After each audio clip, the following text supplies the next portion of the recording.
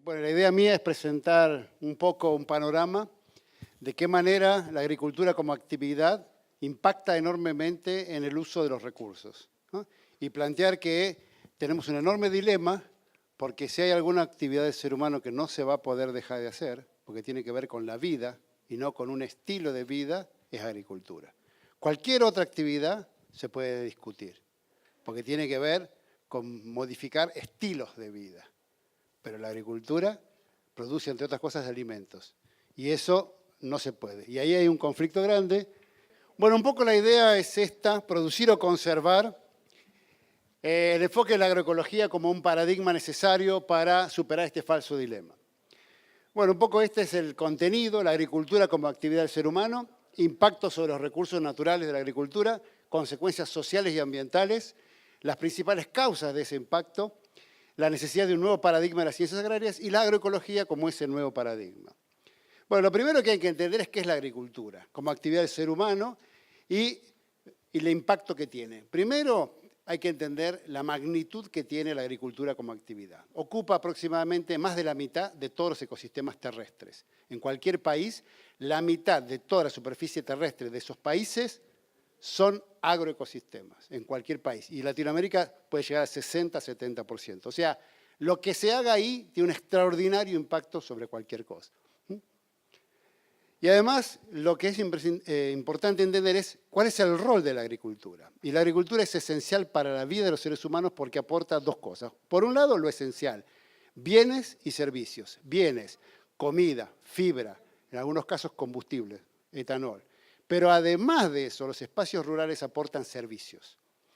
La gente vive en esos lugares, viven animales silvestres en esos lugares, tiene que ver con la captura de carbono, un montón de servicios esenciales para la humanidad. Y por otro lado, sobre todo en Latinoamérica, la agricultura cumple otro rol importante que es aportar dinero, divisas. Nuestros países tienen una gran dependencia de las divisas que genera la agricultura. Y a veces estas dos funciones pueden estar contrapuestas. Lo que tenemos que entender desde el punto de vista de lo que somos como seres humanos es que la agricultura como actividad es reciente para el ser humano, ¿no? Haciendo una analogía con el reloj que presentaba Octavio, si uno tuviera en cuenta cuándo aparece el ser humano sobre el planeta Tierra, y imaginemos un 1 de enero de un año imaginario, la agricultura aparece el 30 de diciembre. Toda la vida de nosotros como especie en el planeta no hubo agricultura. El ser humano era cazador-recolector. Y esto implicaba una relación con la naturaleza totalmente diferente. El ser humano se adaptaba a la naturaleza. Comía lo que producía, cuando producía, seguía los rebaños. Esta fue la mayor parte de la historia del ser humano, fue cazador-recolector, fue una época larguísima y para muchos autores la edad dorada de la humanidad, donde además de ser fuerte, era bien nutrido, se sabe por los huesos, tenía tiempo para dedicarse al arte. Pero hace 10.000 años, un instante en nuestra vida como seres humanos, aparece la agricultura.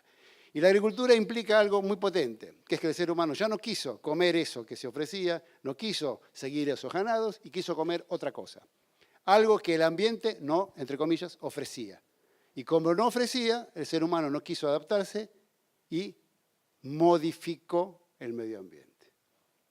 Eso es la agricultura. Entonces, por definición, una actividad imprescindible para los seres humanos implica modificar el ambiente. Quiere decir que la agricultura tiene automáticamente un enorme impacto ambiental. No existe agricultura sin impacto ambiental. Pero no estamos discutiendo eso. Lo que estamos discutiendo es la magnitud de ese impacto. Si el ser humano no quiere tener el impacto de la agricultura, volver a recolector, cazador, cosa imposible porque vive en ciudad. Y uno dice, a ver, ¿cómo es esto la agricultura? Cuando ve ese gráfico, dice, ¿eso es agricultura? No. ¿Cómo sabemos que no? ¿Usted conoce las especies vegetales? ¿Sabe que no son comestibles? No, no, no, hay algo, otra cosa, el patrón. Hay demasiado diverso. Y eso, eso sí, no sé qué es, pero eso no es natural, eso es agricultura. Acá empezamos a ver. Y la agricultura durante mucho tiempo tuvo distintas características en América Latina, en toda la zona más norte de nuestro continente. Hubo tuvo muchos años, había culturas que hacían agricultura, y de alguna manera lo que hay que entender es que la agricultura parece una actividad renovable por excelencia, ¿no? Cuando uno piensa recursos renovables, recursos no renovables, la agricultura automáticamente, es renovable. Hasta ahí nomás. Tiene un proceso renovable, que es el que todos visualizamos. Tiene la propiedad o se basa en la fotosíntesis, que es la capacidad de las plantas verdes de capturar con energía solar el dióxido de carbono y transformarlo en energía química. Podemos consumir eso o pasarlo a un nivel trófico superior, animal y consumir. De eso vivimos todos nosotros, de la fotosíntesis. El problema es que para hacer esa fotosíntesis, que eso sí, como depende de la energía solar, es a tiempos humanos inagotable, no es inagotable, pero a tiempos humanos sí, dura 5.000 millones de años más o menos el Sol. El problema es que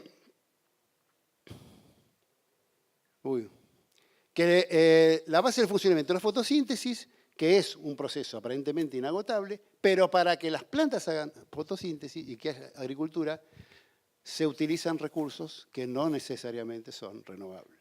Primero, agua, ya lo explicó, entra en la fotosíntesis. No se puede hacer fotosíntesis si no hay agua. Segundo, hay que poner las plantas. Si usted no hace nada y va al monte y espera que se transforme en un girasol, no va a ocurrir nunca. Usted tiene que sacar eso y poner otra cosa. Y para eso tiene que poner energía. A la energía solar hay que agregar energía que mayormente es fósil. Y además, nutrientes. Las plantas consumen nutrientes. Nitrógeno, fósforo, potasio, calcio, azufre, magnesio, y etcétera. Finitos, todos los cuales se agotan. Por lo tanto, lo que estamos entendiendo es que la agricultura, que parece renovable, requiere cosas que se pueden agotar o deteriorar. Y el problema es que por su rol para los seres humanos, esencial, su expansión territorial está en todo el mundo y su continuidad temporal no se va a poder dejar de hacer nunca, la agricultura ejerce y ejercerá una enorme presión sobre los recursos. Ahora, esto depende del modelo. No hay un modelo de agricultura. Cuando uno escucha la palabra agricultura, muchas veces se imagina un paisaje. Eso que ustedes se imaginan no es la agricultura, es un modelo. Hay muchas maneras de hacer un maíz, de hacer cualquier cosa. Y estos modelos de agricultura que existen responden a distintas concepciones, objetivos y relaciones del ser humano con la naturaleza. Y tienen diferente impacto sobre los recursos. O sea, hay que hacer agricultura, pero no hay un modelo. Los distintos modelos tienen distinto impacto sobre los recursos. Y uno, que es el que define la percepción y el modelo conceptual con que se encara la agricultura, es esto. Es lo que se conoce como revolución verde. Y aunque ustedes nunca hayan escuchado hablar de esto, y un agrónomo nunca haya escuchado hablar de esto, la manera en que en general se percibe, se entiende, se investiga y se generan tecnologías para la agricultura está totalmente imbuida por esta filosofía, que voy a intentar en una síntesis explicar. ¿Qué es lo que trajo esta filosofía de potente, este concepto de potencial de rendimiento? Durante mucho tiempo hubo muchísimas variedades, ecotipos de arroces, etcétera, y la Revolución Verde generó, por mejoramiento genético, variedades más rendidoras. Dijo, no, utilicen estas variedades y con esto solucionen el problema del hambre en el mundo. Y estas variedades lo que tenían es este concepto potencial de rendimiento. ¿Qué quiere decir? La promesa teórica que tiene esa semilla de maíz, de arroz, lo que sea, de ser capaz de tener un gran rendimiento, kilos por hectárea. Siempre y cuando se le den las condiciones para que exprese ese potencial de rendimiento. Este fue el cambio profundo. Antes nosotros teníamos un terreno desparejo y muchas variedades que se adecuaban a nuestra variabilidad. Ahora tenemos pocas variedades y le adecuamos el ambiente para que se parezca a lo que necesita para rendir bien. El ejemplo que yo siempre doy es un automóvil, ¿no? ¿Cuál es el mejor automóvil? El Fórmula 1 del campeón. Ah, bueno. ¿Por qué? Porque en pruebas que hemos hecho es capaz de andar a 400 kilómetros por hora. Bueno, pero yo vivo en el campo y tengo camino de tierra. Bueno, tendrás que asfaltarlo, pero ¿quién duda que este es el mejor auto? Eso fue la Revolución Verde. Y hasta el día de hoy, esto está permanentemente conceptual. Es modificar el ambiente para expresar el potencial. Variedades, esto es la revolución verde. Uno va a la rural y dice, qué toro, qué extraordinario, ¿no? ¿Qué es lo que nos quiere mostrar el dueño de ese animal para que lo compremos? Es el potencial que tiene esa raza, la sangre, pero hay que darle condiciones. Estas razas británicas no crecen en cualquier lugar. Bueno, y la idea de una agricultura altamente industrial, con hasta búsqueda de una calidad cosmética extraordinaria. Y una manera de entender la Revolución Verde es esta, ¿no? Ustedes toman, esto fue en los años 60, pero hace 10 días, en una revista estas de divulgación, la contratapa está esta imagen, que para mí sintetiza claramente lo que es conceptualmente. Saqué la marca de la empresa, pero es la propuesta, para aumentar el rendimiento de tu soja. Rendimiento, siempre hay que aumentar el rendimiento. Y a través de semillas, tratamiento de semillas, herbicida, insecticida, fungicida, servicios y financiamiento. El paquete tecnológico. Esto es el corazón. Esto no es de la década del 60, esto es hace un mes. Y fíjense que en abril de este año el INTA saca una variedad de cebada nueva y ¿qué es lo que dice? Posee buen potencial de rendimiento. Esto no estamos hablando de un pasado, estamos hablando de un concepto que influye poderosamente hasta el día de hoy. La idea, Ahora, entonces tenemos el potencial de rendimiento, tenemos variedades que compramos, un maíz que tiene una potencia de 15.000, ¿y con qué adapto el ambiente para que se parezca a lo que necesita? Con insumos. Agroquímicos, pesticidas, fertilizantes y energía, la mayor parte fósil. La tecnología de esto, cualquiera de estas cosas gasta muchísima energía y usa pesticidas. La idea, ¿no?, de qué linda lechuga, porque no tiene ningún competidor. La capacidad del ser humano de modificar el ambiente es extraordinaria, aún en situaciones así, ¿no?, de aridez. ¿Qué crece naturalmente? Nada. Y yo puedo hacer crecer lo que quiero. Lo que estamos discutiendo es el precio que hay que pagar. Y una manera de poder modificar el ambiente es su artificialización. Artificializo con un invernadero y genero condiciones que jamás existirían para obtener o un producto antes o cierta calidad y ciertos rendimientos. Y la idea, ¿no?, de qué sucedió con la agricultura, hay un modelo prevaleciente, ¿no? La posibilidad de contar con insumos químicos baratos. Una débil o errónea percepción acerca de su peligrosidad. La gente hasta el día de hoy no percibe la peligrosidad. Y su costo energético, o sea, tampoco se percibe, fomentaron la adopción de un modelo. ¿Cómo es este modelo? Monocultivos, que son ecológicamente muy frágiles, es muy difícil mantener 500, 1000, 20 millones de hectáreas en una sola cosa, es antinatural, es muy difícil, pero se genera una susceptibilidad y se la mantiene a base de pesticidas. Y acá empiezan las consecuencias. Primero, uno de los recursos fundamentales, la biodiversidad. ¿Cómo es la relación con la biodiversidad?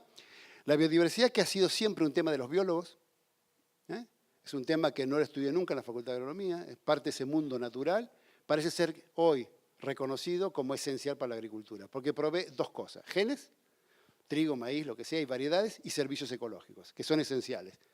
Los genes, cualquiera, y el servicio ecológico, todos estos son servicios ecológicos. Sin esto no puede haber agricultura. Son esenciales para la agricultura. Paradójicamente, la agricultura es la actividad del ser humano que más destruye la biodiversidad, por su extensión y por el modelo que se utiliza. Por ejemplo, fíjense, el mundo tiene más de 50.000 plantas comestibles que se podrían estar cultivando. Sin embargo, el 90% de la demanda de energía está en 15 cultivos y los 3 primeros, estos, son la mitad de todo lo que se consume en el planeta Tierra. Estos 3 cultivos, esos son millones de toneladas, es la mitad de lo que consume la humanidad. Es decir, se ha reducido drásticamente la biodiversidad a unos pocos cultivos. La mitad, estos 3 cultivos fallan o falla uno, hay una hambruna generalizada. Y el modelo con que se hacen es este, ¿no? Hay su maíz. No, es un modelo para hacer maíz, de bajísima biodiversidad. Ni hablemos de la soja, 20 millones de hectáreas nosotros, 25 Brasil. Bueno, acá no se ve muy bien, es su distribución espacial. Esa zona verde solo hay soja prácticamente. No solo la diversidad ha bajado en cuanto a especies, sino que dentro de las especies, en las variedades. Ese gráfico muestra como el ancho de esas ramas es en Estados Unidos hace 100 años. Yo quería comprar, por ejemplo, maíz. Digo, quiero comprar una variedad de maíz. Bueno, ¿qué tiene? Y tengo 307 variedades distintas. Bien, 100 años después había 12. y eso abajo. Eso que reduce la capacidad de adaptarse de esta especie.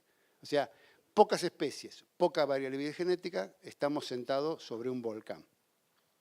Y acá empiezan las consecuencias de esta baja diversidad, las plagas y las malezas.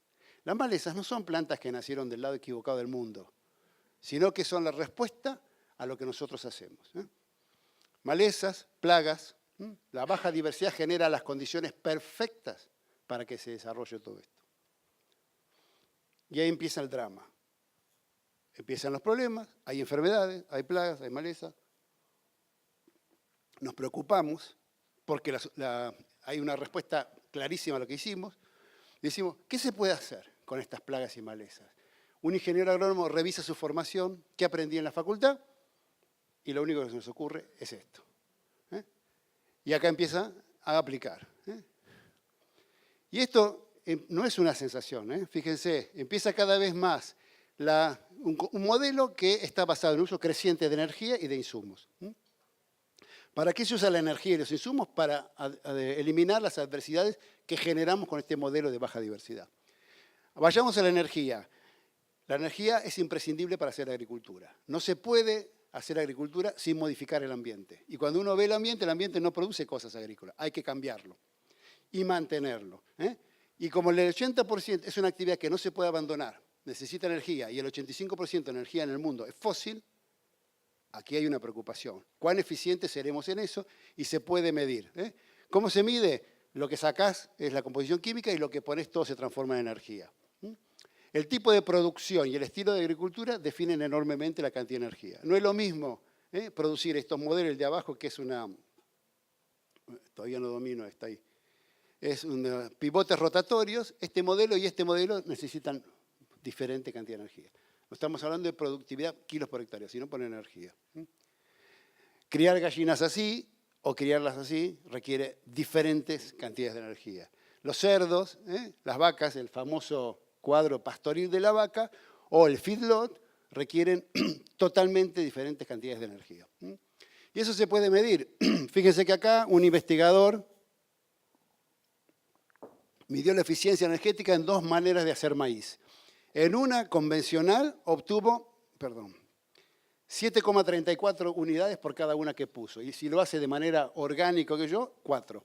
O sea, al revés, perdón. Este es 4 y el otro 7. Es más eficiente mientras más alto el número. Entonces, yo hago un maíz, obtengo más o menos la misma producción, pero la cantidad de energía que necesito puede ser diferente según el modelo de agricultura. Pero también tiene que ver con en qué proceso se me gasta la energía, que nosotros lo hemos investigado. Y nosotros pusimos en 3 cosas.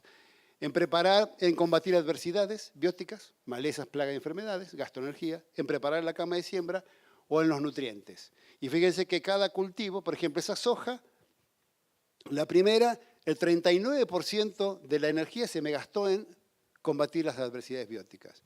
En otro modelo de soja, el 66% de la energía se me gastó en el nutrimiento, ponernos nutrientes. Y lo que la agroecología empieza a preguntarse es, si yo necesito mejorar la eficiencia energética, ¿puedo reemplazar esa energía por otra cosa? Sí, por procesos ecológicos, que me ahorran enormes cantidades de energía. Bueno, no es lo mismo un invernáculo al aire libre, producir al aire libre, que producir en un invernadero. Toda esta energía que se pone acá es enorme, y eso muestra que estos sistemas, por ejemplo, fíjense, tienen menos energía de 1, 0,76. Estoy poniendo más energía de la que estoy cosechando.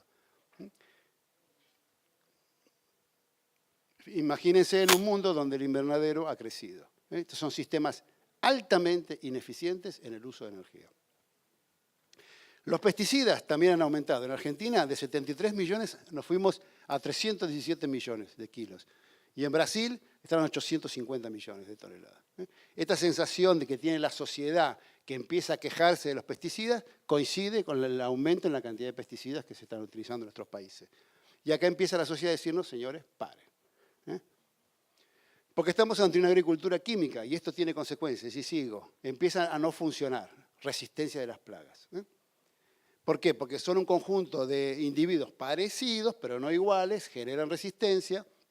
Empieza la preocupación, las plagas mutantes del campo como algo incontrolable, ¿no? Como una... Y también con las malezas es lo mismo, cómo las puedo erradicar, químicos. Ahí es cuando aparece la soja transgénica en Argentina y cómo se dispara el glifosato.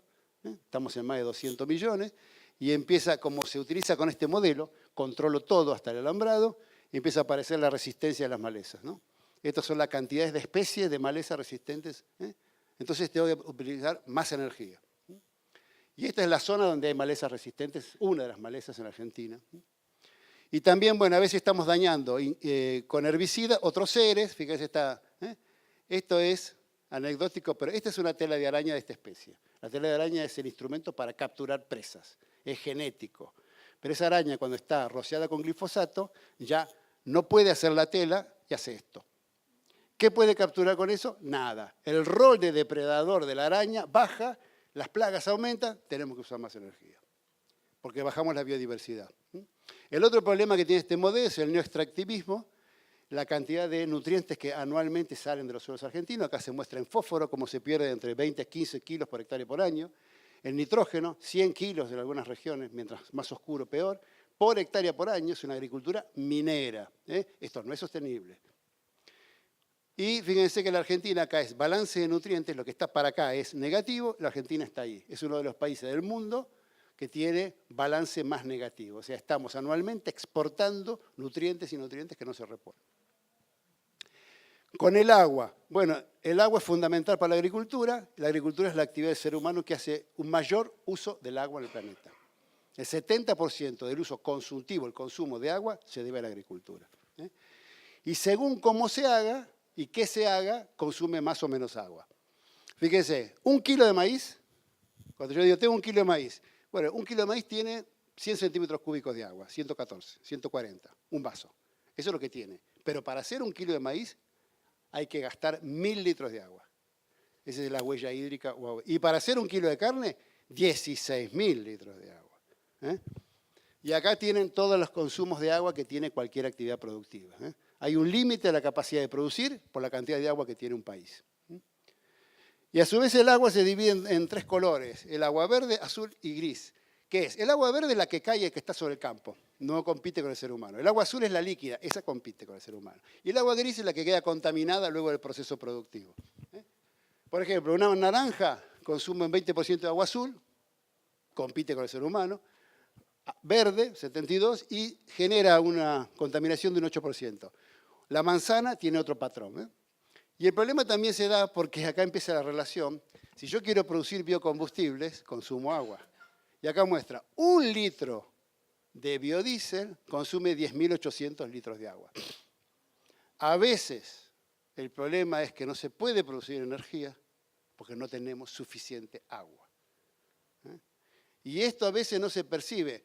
La otra vez el programa, el PEI creo que era, ¿no? El Plan Estratégico preveía pasar de 100 millones a 150 millones de toneladas en la Argentina.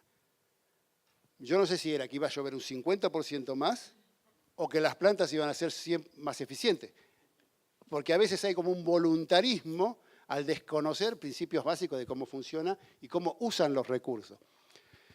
Esto simplemente muestra que, por ejemplo, para producir carne de puerco o de vaca o leche o queso, hay distintos modelos, pastoreo, mezcla o más tipo feedlot. Y fíjense que la eficiencia del uso del agua es, o sea, se consume, más agua cuando el sistema es más intensivo. O sea, que hay distintos modelos y afectan de distinta manera. Estoy yendo muy rápido porque la aplicación de este modelo de baja diversidad químico dependiente ha generado problemas ambientales de gran magnitud y problemas sociales de gran magnitud. En este modelo, la aplicación de pesticidas y agroquímicos no es una práctica aislada y excepcional. Solo aplico cuando me falló todo lo otro. Es la base del modelo. Y esto es lo que hay que entender, porque lo que hay que cambiar es el modelo. Bueno, estas son un poco las síntesis de las características del modelo y sobre los recursos naturales. Y lo que me interesa es, bueno, las dudas. ¿Por qué ocurrió esto? ¿Por qué tenemos este modelo? ¿Cuáles han sido las causas que se generó este modelo?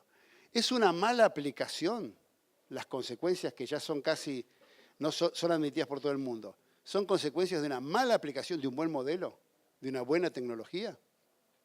El problema es el pico, la distancia, que lo aplicaste con viento, o es el producto de un mal modelo. Es esencial saber esto. Si es un producto de una mala aplicación, los investigadores que sigan igual, los profesores que enseñamos en la universidad, seguimos formando ingenieros que son buenos, la tecnología es buena, que la apliquen bien. Pero si el problema es más profundo, tenemos que cambiar todo. Y yo creo que el problema no es una mala aplicación de un buen modelo, sino que es un modelo erróneo. Conceptualmente armado sobre pilares frágiles. Bueno, acá uno parece que hubiera una dicotomía. ¿Por qué? Porque este es el corazón del modelo, la estación experimental, en todos nuestros países. ¿Para qué? Voy al mundo real, el campo de los agricultores, excesivamente complejo. Ahí observo que a lo mejor una práctica funciona bien. No la creo hasta que no la pongo acá.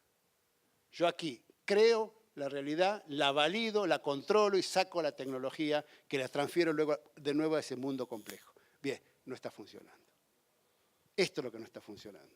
Pero hay un modelo conceptual, un paradigma dominante que más o menos se caracteriza por esto. Dominio sobre la naturaleza, visión productivista, el rendimiento como sinónimo de éxito, visión reduccionista, la complejidad nos abruma, lo reducimos aparte y ahí nos manejamos.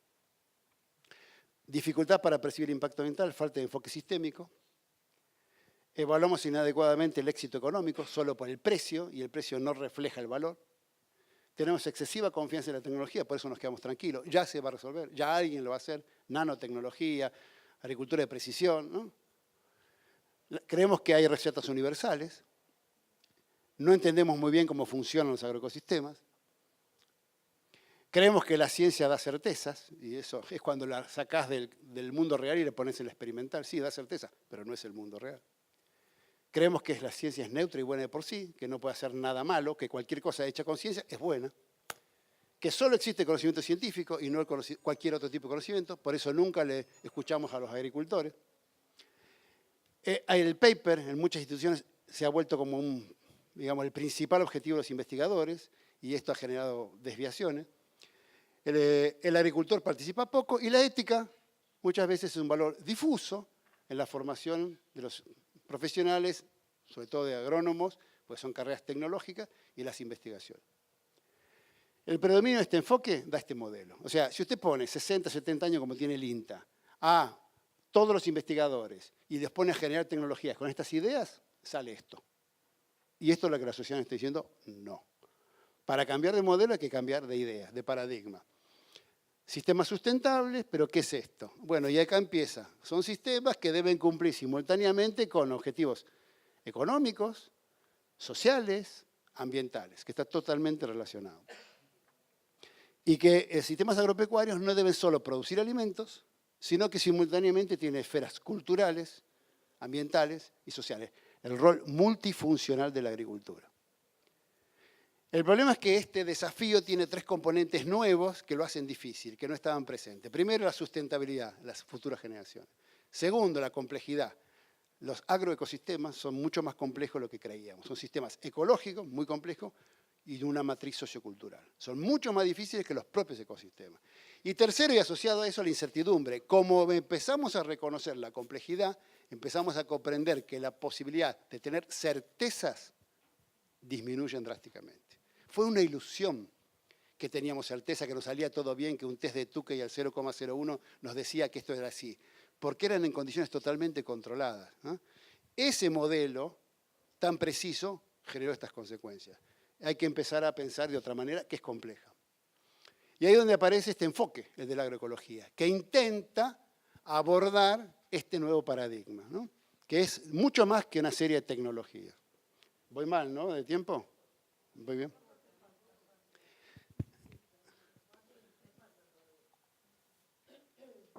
Entonces, la agroecología surge bien claramente en Latinoamérica como una respuesta a entender que hay una crisis de un modelo de agricultura y que se requiere otro paradigma. Entonces, mucho más que una serie de recetas, mucho más que ajo machacado, aplicado en la huerta de atrás de casa, sino que es una manera, un paradigma, una manera de entender y de investigar y de enseñar la ciencia agropecuaria, más sistémica, más holística, para intentar hacerla sustentable. ¿Qué busca la agroecología? La agroecología busca una producción eficiente, rentable. Ya no tiene un paquete tecnológico, sino busca grandes ideas, ¿no? Adecuar el sistema a las características de los agricultores, bajar el riesgo, mayor estabilidad, resiliencia, que los recursos naturales se usen a la tasa de su renovación, materia orgánica del suelo, por ejemplo, emitir residuos a la tasa de asimilación del ambiente, depender menos de insumos externos, hacer un uso más eficiente de la energía y del agua, y acá empieza el cómo, un mayor aprovechamiento de procesos ecológicos. Y esto es lo más difícil. ¿Dónde está el proceso ecológico? No se ve.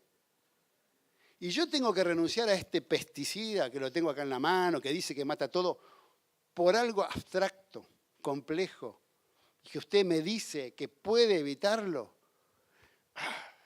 Muy difícil, ¿no? Porque son conceptos complejos, pero existen. Y el secreto, para lograr eso, es la biodiversidad. Si yo reconstruyo la biodiversidad, puedo fortalecer de nuevo muchos procesos ecológicos.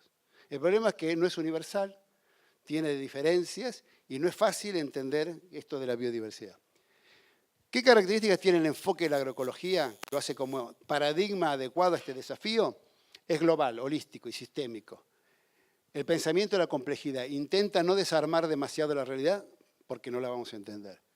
Entiende que hay muchas maneras de hacer agricultura. Hay un maíz bueno para ella y otro para ella. No hay un maíz bueno. Que el territorio no solo es para producir, que ahí hay otras cosas. Que lo local es importante, no es solo universal, sino que lo que ocurre ahí es importante. Reconoce la importancia del enfoque de género. O sea, si yo quiero averiguar la biodiversidad, no voy a hablar solo con los varones. El varón y la mujer tienen visiones, conocimientos complementarios y diferentes. Entiende que la ética es trascendente. Entiende que es muy importante entender las interrelaciones, esa vegetación que está en el borde, que tiene que ver con los enemigos naturales que yo quiero. Y a lo mejor hay una relación. Intenta entender esas relaciones. Amplía los límites del sistema, no termina en alambrado. Reconoce el conocimiento científico. Yo soy científico, pero también que hay otro tipo de conocimiento, que están los agricultores y otra gente. Y acepta la incertidumbre. No trata de eliminarla, porque cree que es imposible, sino que a manejarla. Y ahora llego a conclusiones. Pensé que no iba a llegar. Bueno, rápido, 3 minutos me quedan. Bueno, tengo tiempo de sobra. Un poco la idea era intentar mostrar que la agricultura, estamos hablando en la relación con el ambiente. Agua, biodiversidad, energía, contaminación, degradación. Y la agricultura es una de las actividades humanas que por necesidad no se puede dejar de hacer. Por su extensión territorial y por su continuidad en el tiempo y por su estructura, se basa en un proceso continuo e inagotable como la fotosíntesis, pero requiere permanente cantidades de insumos que muchas veces se pueden degradar, ejerce un extraordinario impacto. Ese impacto de la agricultura no es lo mismo según el modelo de agricultura que uno elige. Hay un modelo prevaleciente que fue el de la Revolución Verde, con las características que les planteé, que generó una enorme dependencia de energía e insumos, que generó un extraordinario y origina impacto en la energía, en el consumo del agua y en la liberación de pesticidas. Y es un modelo que es un círculo vicioso que cada vez va a necesitar más, ¿no? Las cifras de los aumentos crecientes en pesticidas es un indicador. La agroecología dice, eso es un problema de un mal modelo, lo que hay que hacer es cambiar el modelo, ese modelo entendámoslo como fue, planteemos lo diferente, busquemos lo holístico, lo global, lo complejo, manejemos la incertidumbre, entendamos cómo funcionan los agroecosistemas como sistemas ecológicos complejos y podemos potenciar entonces las relaciones benéficas que genera el aumento de la biodiversidad y con eso bajar la necesidad de uso de insumos. Eso genera menos productos peligrosos, menos energía y que socialmente sean más adecuados porque ya no son tan caros porque no hay que comprar insumos. De alguna manera, esta es la conclusión. El modelo de agricultura vigente ejerce un enorme impacto sobre los recursos naturales que son su propio sustento. O sea, destruye el sustento de la propia agricultura e impacta sobre otros Eso no es sustentable ni ecológica ni socialmente. Es imprescindible hacer agroecosistemas sustentables que se basen en procesos ecológicos. Y eso requiere reemplazar el enfoque reduccionista y productivista por un paradigma de la complejidad apropiados al desafío ambiental. En esa búsqueda, la agroecología, como este nuevo paradigma, puede hacer un aporte importante para superar esa dicotomía productividad versus conservación del ambiente. Bueno, nada más. Muchas gracias.